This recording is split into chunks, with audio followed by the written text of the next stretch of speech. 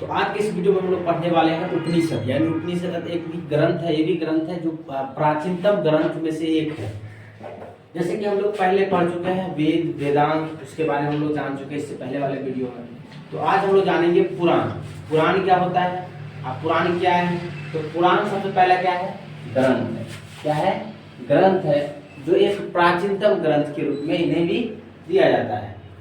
अब इसकी रचना यानी पुराण की रचना किसने किया है, तो ध्यान रखना है महर्षि लोमहर्ष और उग्रश्रवा ने। क्या बोला है यहाँ पर, ध्यान रखना। पुराण का रचना क्या क्या है, महर्षि लोमहर्ष उग्रश्रवा ने। ठीक है, जैसे कि हम लोग वेद की रचना के बारे में पढ़े, ठीक है ना।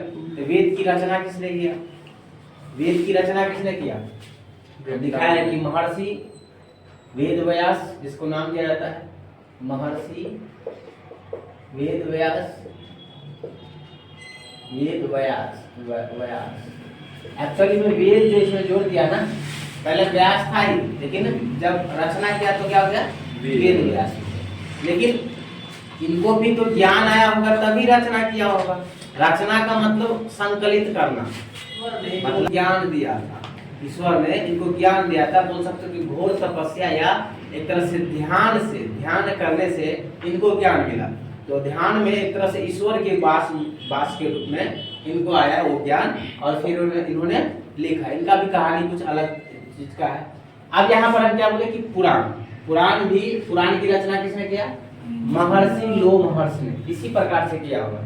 उसके बाद मतलब ये दोनों साथ में किया, एक तरह से बोल सकता है। इसकी संख्या, अब देखो पुराण की संख्या कितनी है, 18 है। तो ध्यान में रखना है कि पुराण की संख्या कितनी है, 18 संख्या है। जैसे वेदांत की संख्या कितनी है, 6, उसी प्रकार से पुराण की संख्या कितनी है, 18। तो ध्यान रखना है। अब देखो पुराण के 5वां वेद, या देखो ध्यान समझना कि पुराण को 5वां वेद या वेदों को आप वेद कहते हैं। कहने का अर्थात हुआ कि मतलब वेद कितना है, 4 वेद है ना जी, ऋग्वेद, सामवेद, यजुर्वेद, अथर्ववेद, है ना।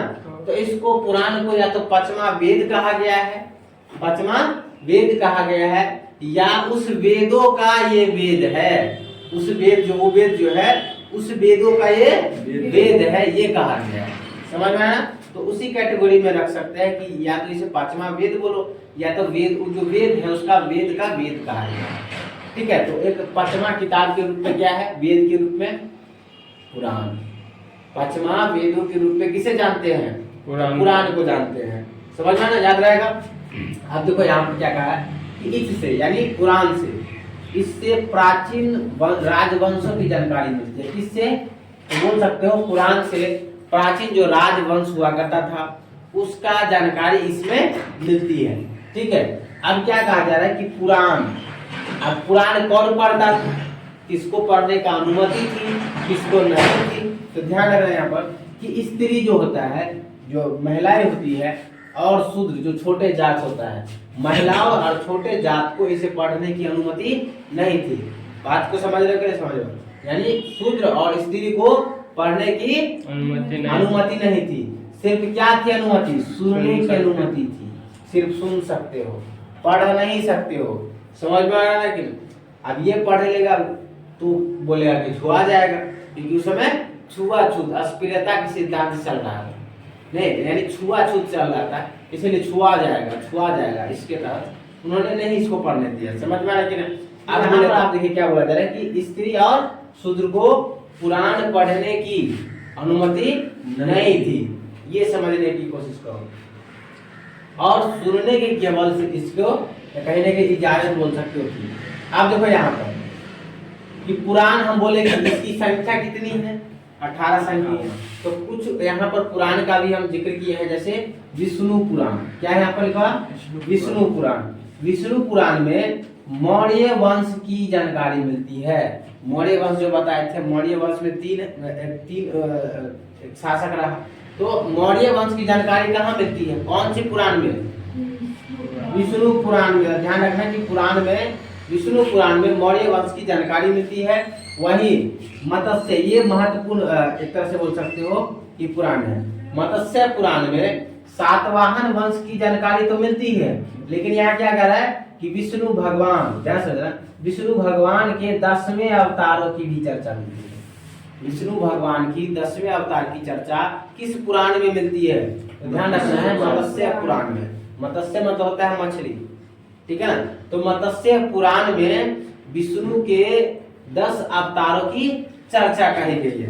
नहीं तो अलग अलग युग में अलग अलग अवतार बन के आते हैं। कुछ बात समझ में आ रहा है कि नहीं? जैसे त्रेता युग में राम के अवतार में आए थे, कौन?